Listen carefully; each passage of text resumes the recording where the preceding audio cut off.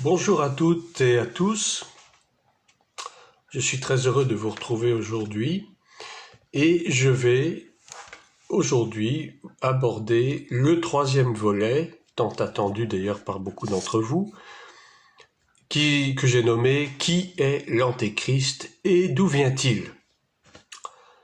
Troisième partie, je ne sais pas si je pourrai tout terminer dans cette partie ou si je continuerai peut-être finirai dans une quatrième partie. Mais enfin, je continue ce que j'avais commencé d'ailleurs dans les deux précédentes vidéos concernant donc cet homme. C'est cet homme qu'on appelle l'homme du péché ou l'homme impie ou le fils de la perdition, dont on parle tant dans le Nouveau Testament, particulièrement dans les lettres de l'apôtre Paul.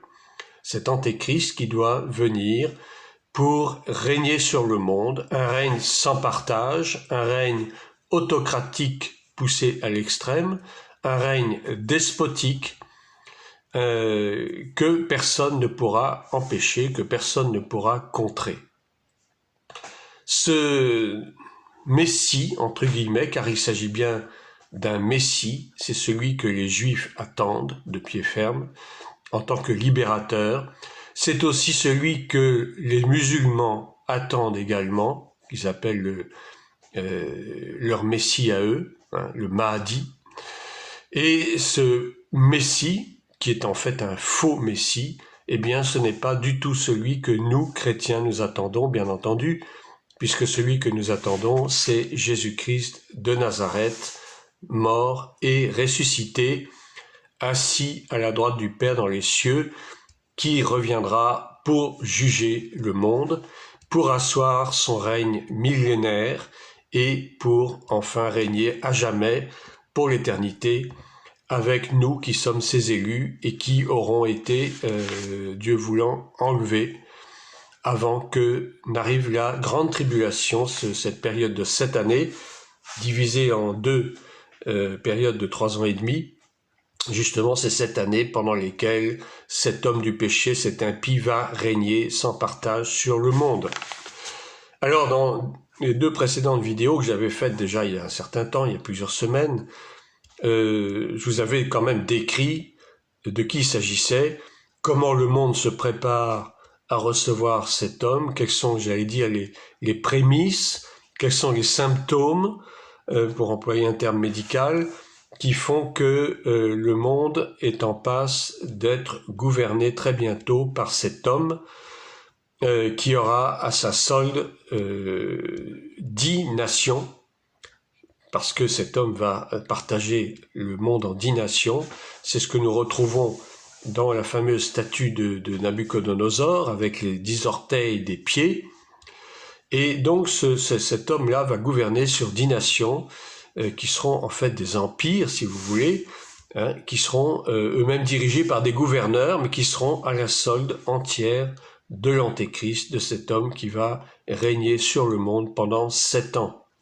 Et plus particulièrement pendant la seconde partie de la tribulation, c'est-à-dire les 3 ans et demi, la deuxième partie des 3 ans et demi, où il va montrer réellement son véritable visage, le visage d'un homme cruel, le visage d'un homme sanguinaire, le visage d'un homme qui n'aura aucun état d'âme. Et effectivement, cet homme sera entièrement rempli de la puissance de Satan et il sera complètement investi de la puissance du mal, de cette puissance d'égarement, de cette puissance de séduction et de mensonge qui va faire que le monde sera dans un désordre total, le monde sera soumis à la cruauté de cet homme et de tous ceux qui vont gouverner avec lui, bien sûr. Alors, on a eu plusieurs hypothèses, et beaucoup en ont parlé, sur les réseaux sociaux et autres, sur Internet, etc. Savoir qui est l'Antéchrist.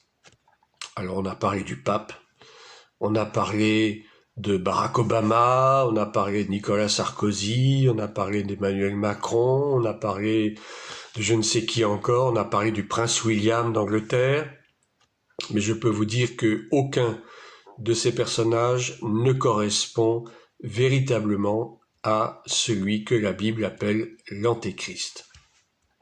Et je vais vous parler tout particulièrement aujourd'hui de celui qui est en train de montrer un peu son visage petit à petit,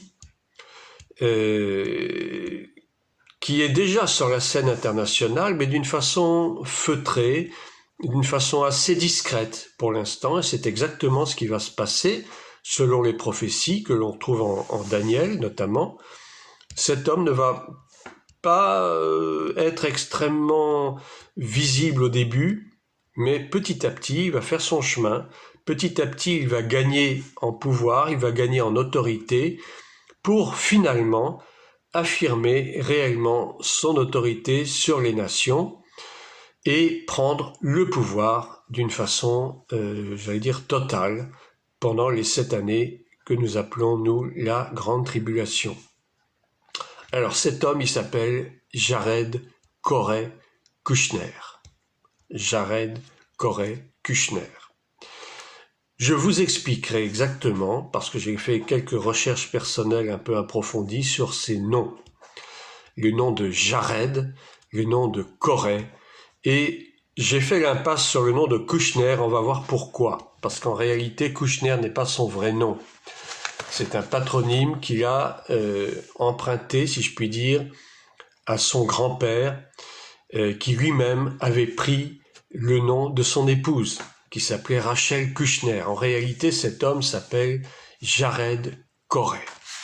Et donc, il y a de fortes probabilités pour que cet homme soit véritablement l'antéchrist.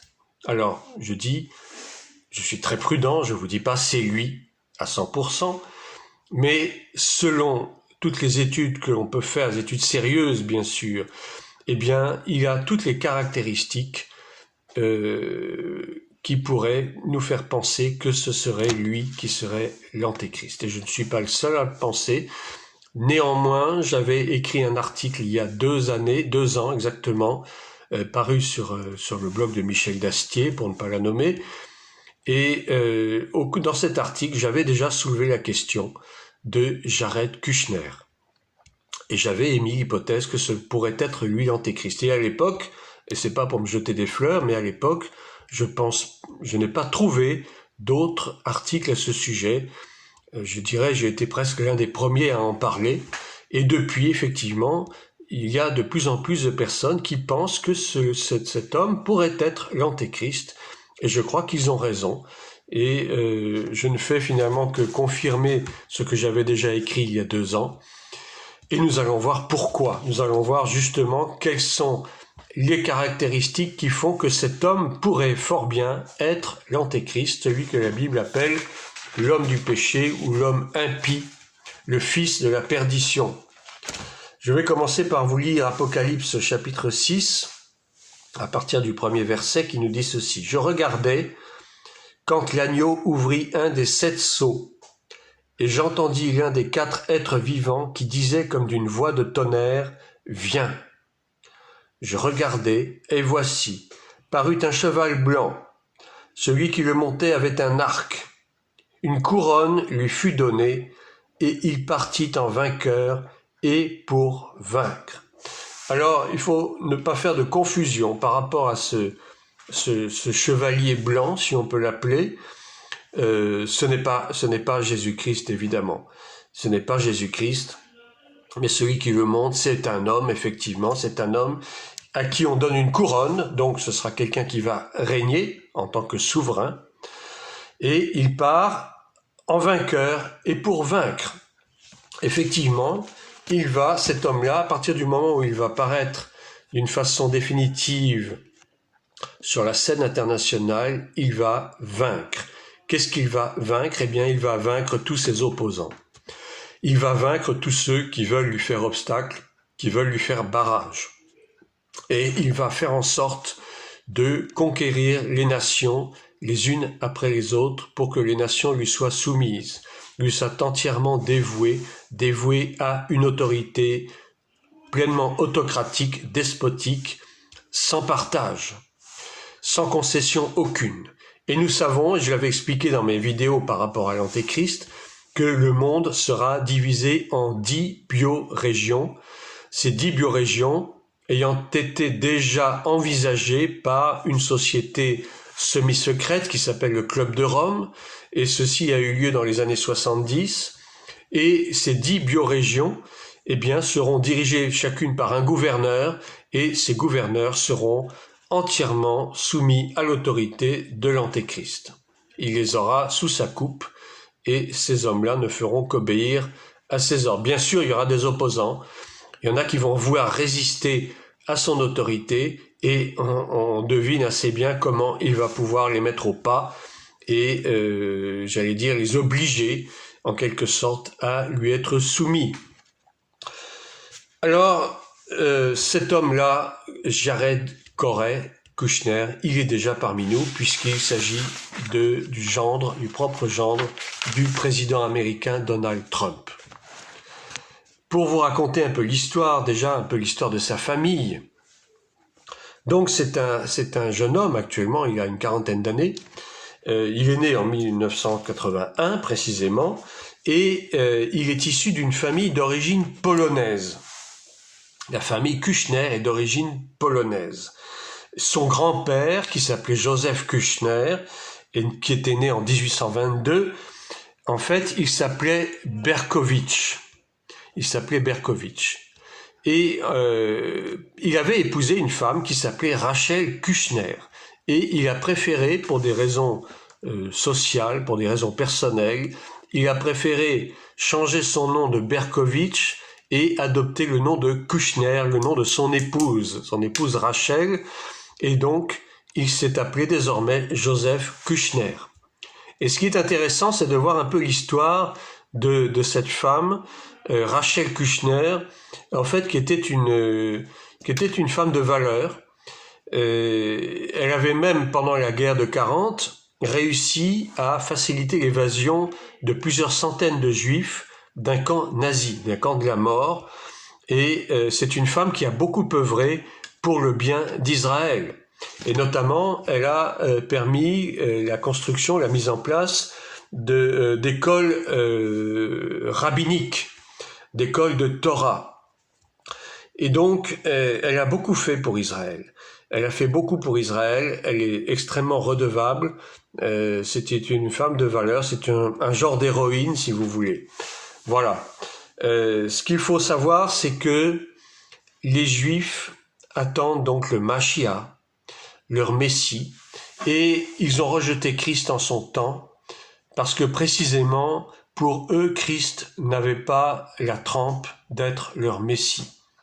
Christ était effectivement né d'une famille très humble, d'un père charpentier, qui était en plus son père adoptif, qui n'était pas son vrai père, et d'une femme du peuple, finalement. Parce que Myriam, Marie, était une femme du peuple, une femme simple, mais que Dieu avait choisi donc pour la mission de porter l'enfant Jésus dans son sein pendant 9 mois. Mais c'était une famille très humble, c'est une famille qui ne faisait pas particulièrement parler d'elle, et on ne peut pas dire que cette famille a joué un rôle essentiel en Israël, en son temps. Ce ne sont pas des gens qui ont beaucoup fait pour le temple, qui ont beaucoup fait pour le Sanhédrin, pour les Juifs de l'époque, pour les religieux.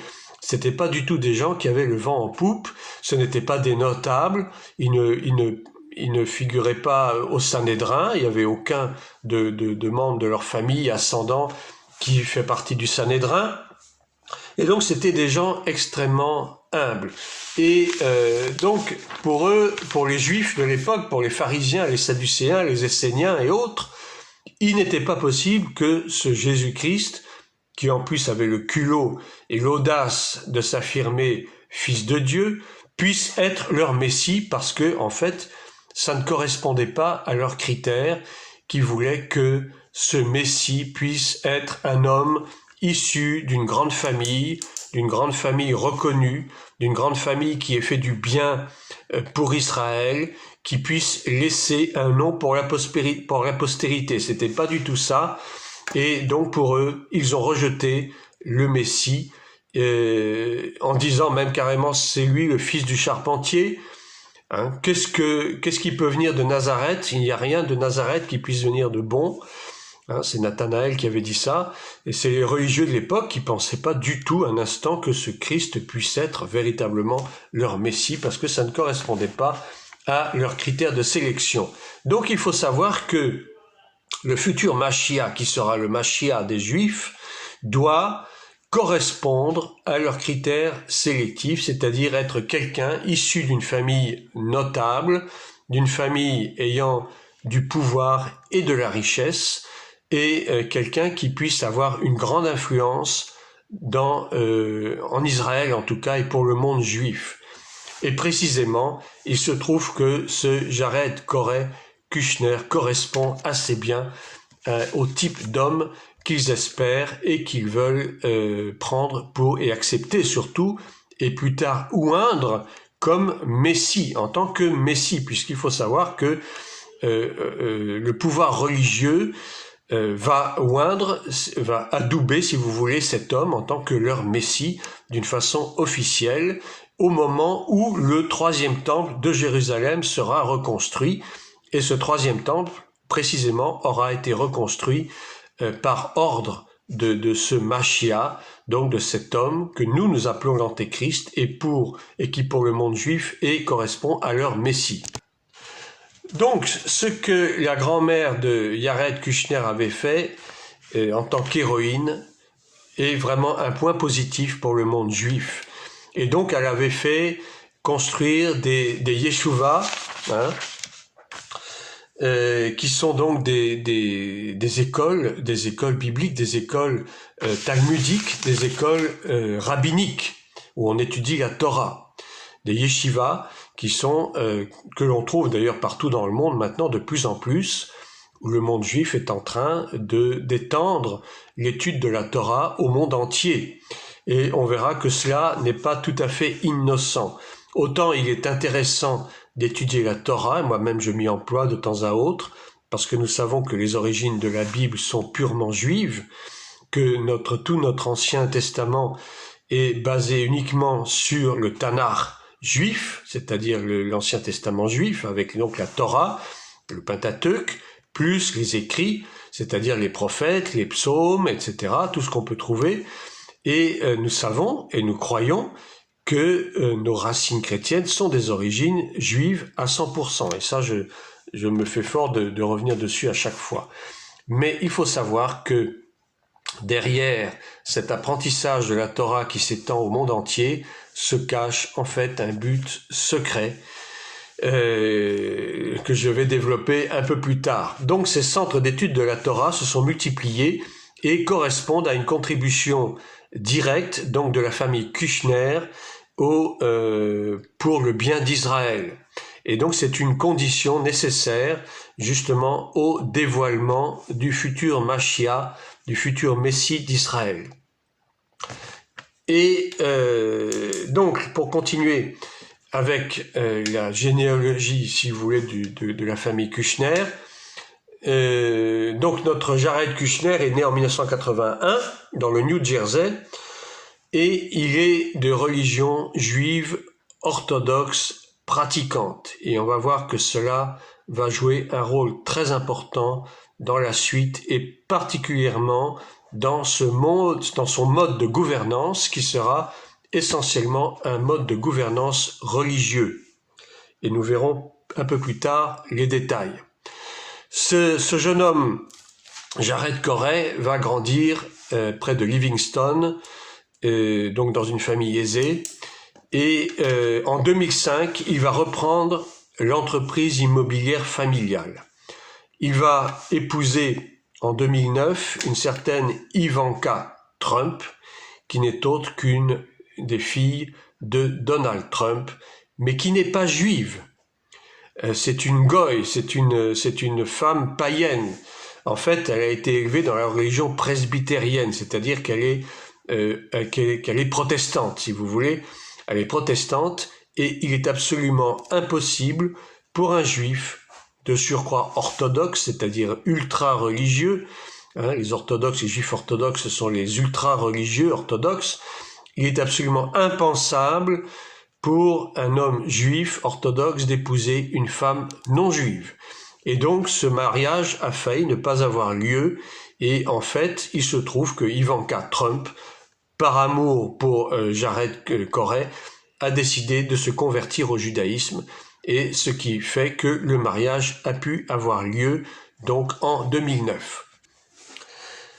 Donc Voici notre Jared Kushner qui devient donc gendre de Donald Trump et qui devient également un homme d'affaires accompli. Il est devenu le principal propriétaire de la société immobilière Kushner Properties et de la société d'édition de journaux de New York Observer.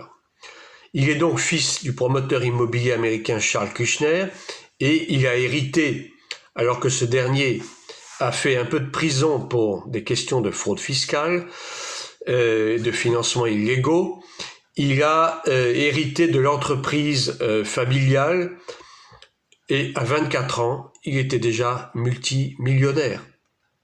Il est le type de gendre idéal. Bon, je n'ai pas de photos à vous proposer, mais vous pouvez très bien taper sur Google, vous obtiendrez toutes les photos que vous voulez. C'est un beau jeune homme, il est très bonne apparence, très souriant, on le dit presque timide, il a l'air très aimable, très ouvert, et j'allais dire c'est presque le gendre idéal pour toutes ces femmes qui rêvent d'avoir un beau jeune homme comme gendre pour leur fille, n'est-ce pas?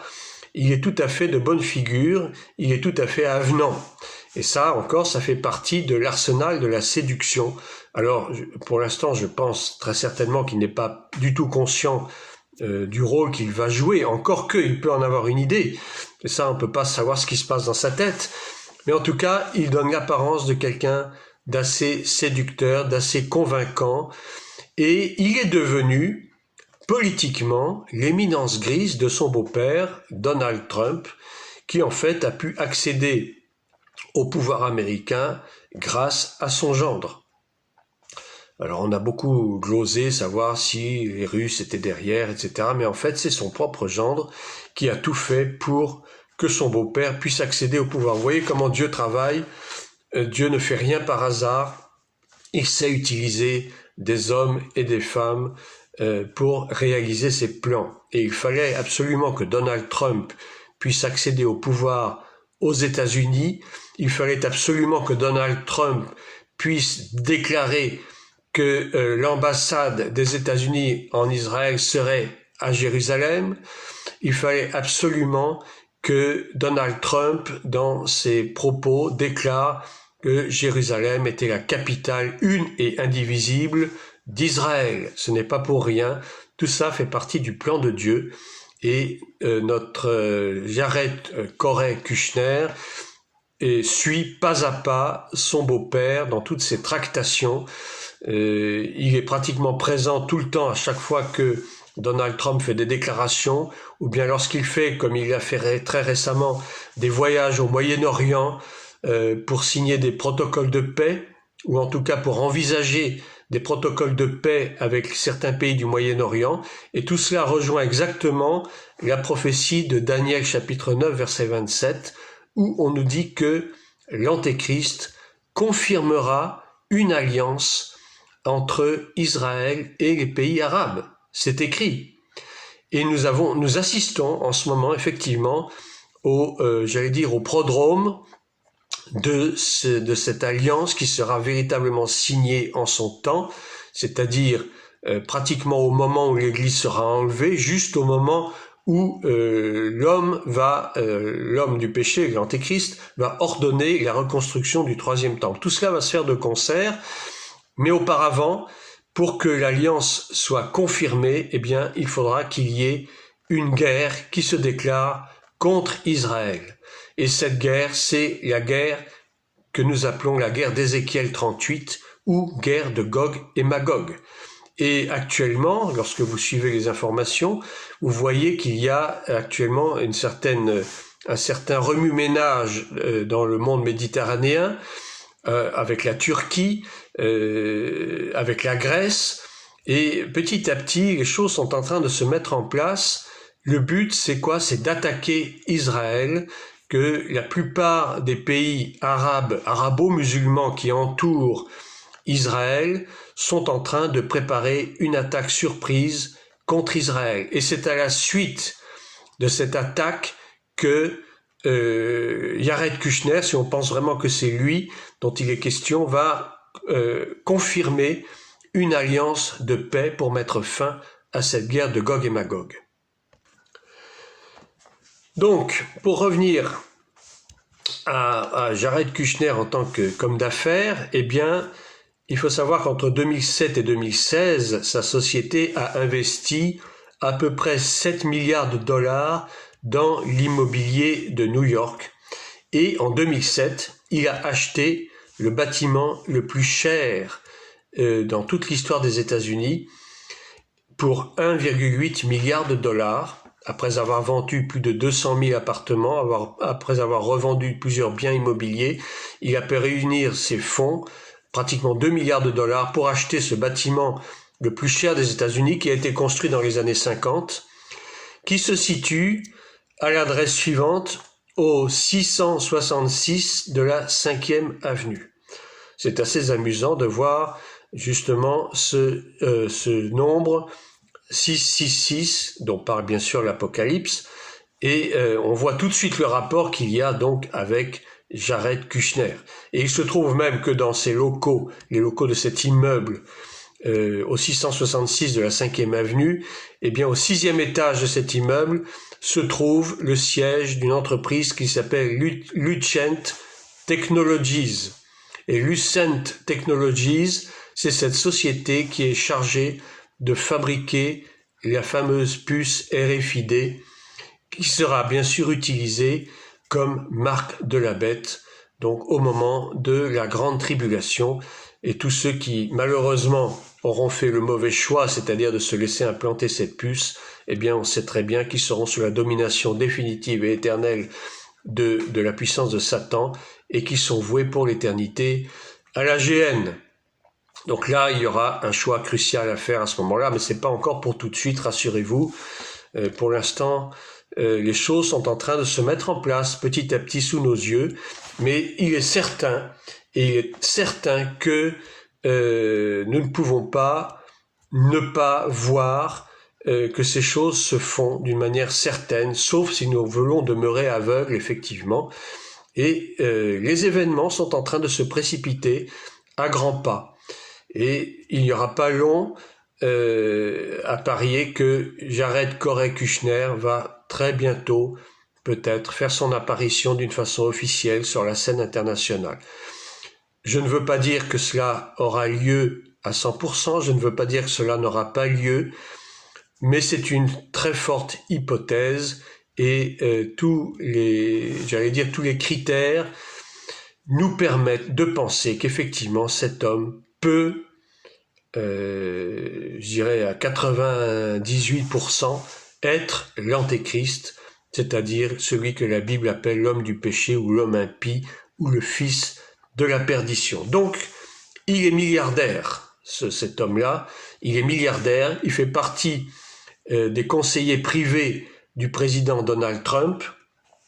Il a même été donc, j'allais dire, à l'origine de son élection, comme je vous l'avais déjà dit, et il a soutenu financièrement auparavant le Parti démocrate, et ensuite il est passé au Parti républicain, dont fait partie son beau-père. Et donc il a épousé une femme non juive qui s'est convertie au judaïsme, et nous allons voir, pas à n'importe quel judaïsme, mais une branche extrêmement dure du judaïsme, qui est le mouvement du Chabad Lubavitch. Et je vous expliquerai, je n'aurai pas le temps de le faire dans cette vidéo, par manque de place, parce que vous savez que je suis toujours très limité par mon matériel, et donc je pense que je pourrai continuer demain, et vous expliquer clairement quel est ce Chabad Lubavitch, à quoi ça correspond, comment l'homme va se servir de ce mouvement religieux ultra-orthodoxe, ultra-judaïsme, pour gouverner le monde d'une main de fer. Et nous verrons également demain comment l'islam, c'est-à-dire l'islamisme, c'est-à-dire l'islam dans sa partie la plus dure, va gouverner de concert avec l'antéchrist et son ultra-judaïsme. De frères ennemis, Ismaël et Isaac vont se retrouver amis.